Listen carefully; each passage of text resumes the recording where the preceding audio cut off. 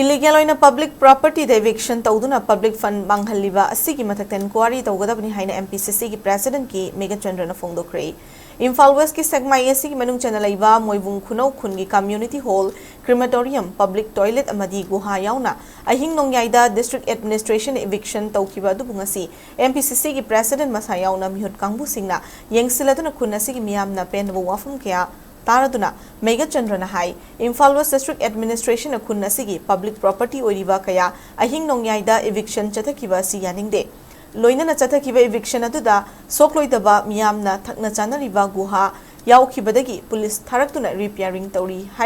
hairiba si mathongbhuktaba eviction ki process asi karino haiba lengak asida hangninge. Tougadabani community hall asi rural development gi makhada sakhibani loinana chahi khar gi mamangda hojik lairiba MLA gi fund gi makhada extend tawduna sakhi haina kunja singna phongdokle public toilet asisu gram panchayat ki fund gi sakhibani hairiba mayam asi private property amatanate khunasi gi public property singni hairiba singasi sabada public ki fund kaya ama changkiba sigi tekchak kanana pugani Maramasna hairiba eviction asigi inquiry ma Tougadabani hanagi district administration la natraga hojik lairiba sigi marakta amadi aranba ma yaure tawriba thong asida political gi khut yaubagi mami amatai president's rule leiba matamda political influence sang liba karigino hojik miyam asi aduki matik wanariba matam asida mathong huktaba eviction chathaba siamna laibak thibani haina phongdoke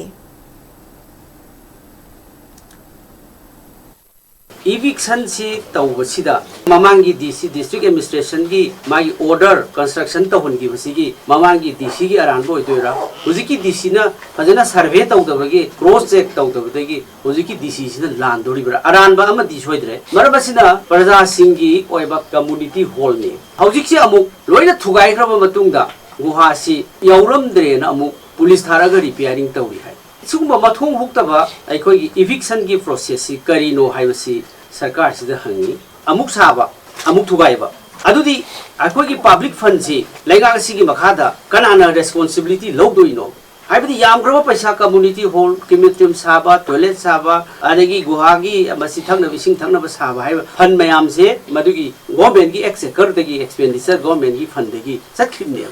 adu who will take this responsibility aduna masi athu matamda inquiry ma changi maramdi public fund manghanbani